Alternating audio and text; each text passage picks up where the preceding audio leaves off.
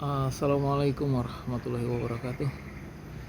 Oke teman-teman, jumpa lagi dengan kami channel YouTube Kebun Zuhdan yang berbagi informasi seputar tanaman buah dalam pot ya, dan yang lainnya ya. Tapi lebih fokus ke tanaman buah khususnya dalam pot teman-teman, atau tabulam pot. Dan di depan saya sudah ada tabulam pot jambu Shuimik pala, potnya 60, jadi big pot, besar banget, dan tingginya ya sama potnya 1,6 hampir 1,7, lebih tinggi dari saya teman-teman. Nah teman-teman bisa lihat dari kejauhan, buahnya udah kita bungkus satu,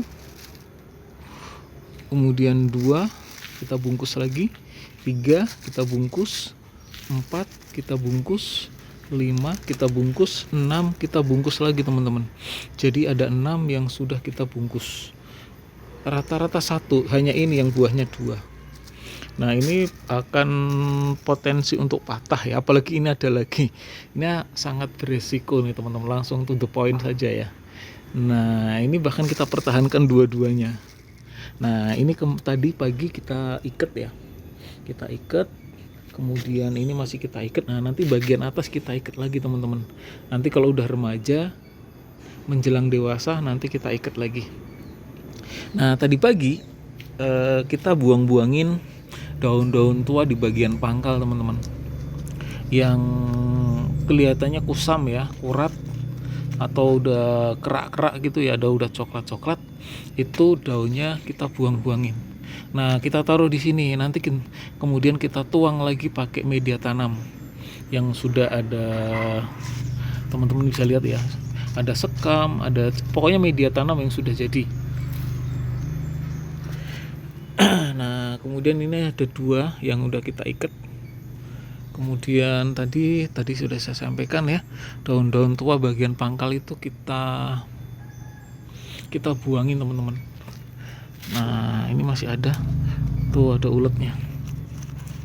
Tadi ada uletnya dua. Pokoknya kalau daunnya berkumpul potensi uletnya itu besar.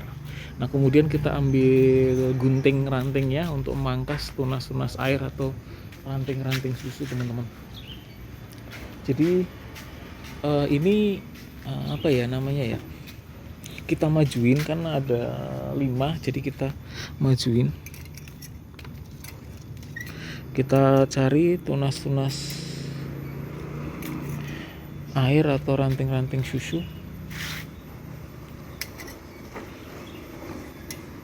untuk kita pangkas teman-teman. Nah baru nanti kemudian kita lari ke bakal buah lagi ya. Ini biarkan saja, ini biarkan saja. Oke. Susah teman-teman, udah ketul ya, udah ketul ini. Nah nggak apa-apa, ini sebenarnya sih masih aman, ini kita buang saja. Nah nanti kita ambil, kita masukkan ke pot ya, kita masukkan ke pot dan kita buang lagi. Jadi tadi itu belum sempurna ya, pembuangan tunas-tunas barunya belum sempurna. Nah jadi di area sini tuh banyak banget teman-teman, satu buah, ada 2 buah, ini muncul lagi, ini kemungkinan jadi teman-teman karena bagus ini. Jadi tadi kan yang kita bungkus itu ada 6 ya. Nah kemudian yang sepertinya akan jadi ini cukup banyak lagi teman-teman, 1, 2. Nah kalau ini nanti kita cek lagi. Oke, kita buang satu saja biar maksimal ya. Nah ini kita buang teman-teman, tega banget. Iya, biasanya kadang-kadang suka nggak tega teman-teman. Nah ini ada yang kecil ini kita buang. Sebenarnya sih belum seberapa ini teman-teman, harusnya lebih ekstrim, pembuangannya harusnya lebih ekstrim, tapi nggak apa-apa. Ada yang dengan sendirinya menjatuhkan diri, ada yang harus kita jatuhkan. Kemudian ini belum kelihatan mana yang harus kita pertahankan ya, jadi biarkan dulu, nanti seminggu lagi kita akan pilih mana yang harus kita buang.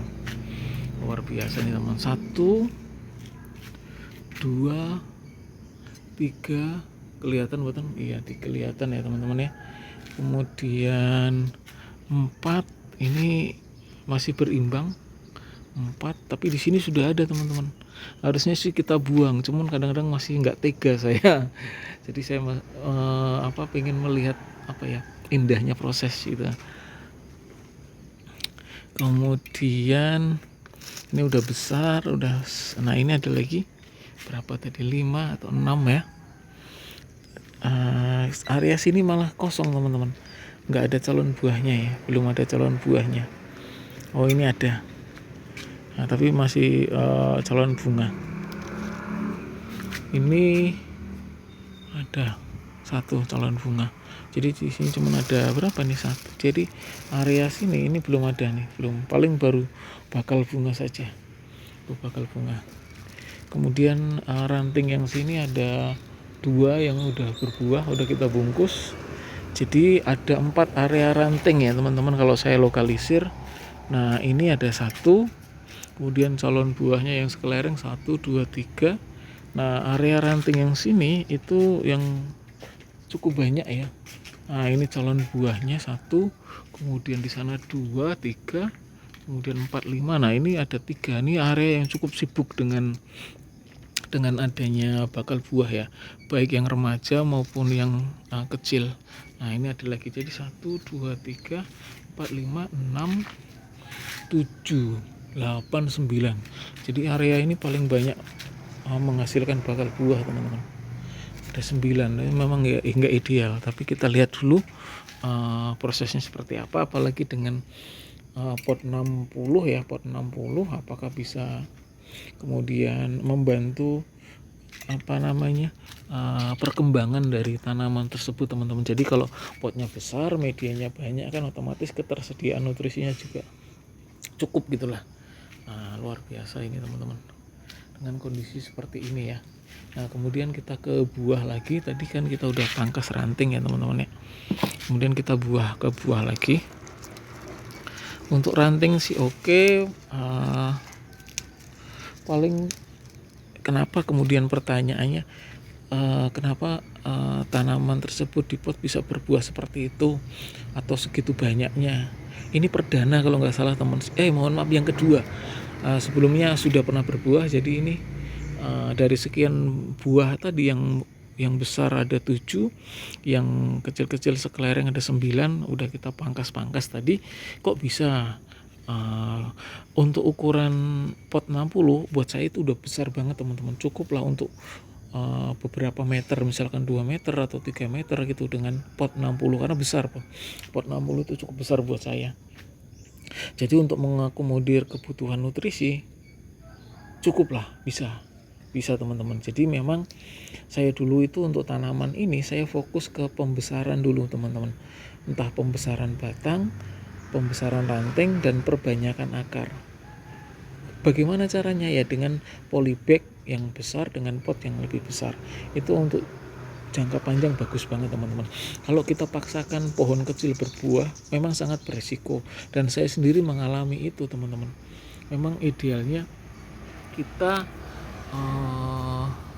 menunggu memang saatnya udah berbuah gitu. Jangan kemudian terpancing kecil pendek berbuah. Menurut saya sangat beresiko. Yang paling ideal adalah pantaskan diri batangnya, pantaskan diri pohonnya, layak enggak untuk berbuah gitu. Jadi saran saya memang perbanyak atau perkuat dulu akarnya, perbesar dulu batang utamanya, kuatkan dulu rantingnya, batang primer, sekunder, dan tersier. Nah ini pun problemnya masih muncul karena semua calon buah itu di tersier semua teman-teman, di ujung ranting. Karakternya apa? Karakternya nanti buahnya tidak terlalu besar ya. Nah kalau pengen teman-teman buahnya agak besar ya nyari yang di batang utama ini. Nah kalau pengen menengah ya nyari yang di ranting. Kalau yang di ujung memang kecenderungannya dia nanti kecil teman-teman, buahnya kecil, maksudnya nggak maksimal. Dan saat ini yang saya catat ya itu tadi, buahnya masih di ujung ranting. Ini PR buat saya ya, berarti kemungkinan kebutuhan nutrisinya cuma memang sepertinya sih butuh usia atau pupuk yang lebih maksimal lagi sih teman-teman. Nah kalau ditanya pupuknya apa Pak, saya masih pak kohe aja teman-teman. Jadi kohe, kotoran hewan, kambing, campur sekam, sedikit tanah, ya sudah itu saja sih. Paling perawatannya yaitu pangkas, kemudian buang-buang daun tua, buang-buang tunas air dan ranting susu, udah hanya sebatas itu teman-teman, nggak ada yang lain. Jadi memang ketika komponen utama terpenuhi, ya misalkan sinar matahari, air, kemudian media tanam atau pupuk, ya sudah tinggal kita perawatannya teman-teman. Nah kalau di yang perlu kontrol, kalau jangka panjang itu sinar matahari oke lah, pasti bisa. Yang kalau kita nanam di pot, yang perlu terkontrol itu adalah air, kebutuhan air benar-benar harus harus rutin. Nah, karena itu untuk menjaga pertumbuhan dari tanaman tersebut teman-teman. Nah seperti itu. Oke, demikian teman-teman ya, review tentang tabula pot jambu Phala. Semoga bermanfaat, bisa menginspirasi teman-teman semuanya. Kalau ngelihat yang berbuah itu senang teman-teman ya. Tinggal berbagi tipsnya seperti apa. Nah selain itu jangan lupakan juga faktor pemilihan bibit ya. Oke, silahkan datang ke kebun Zuhdan. Terima kasih.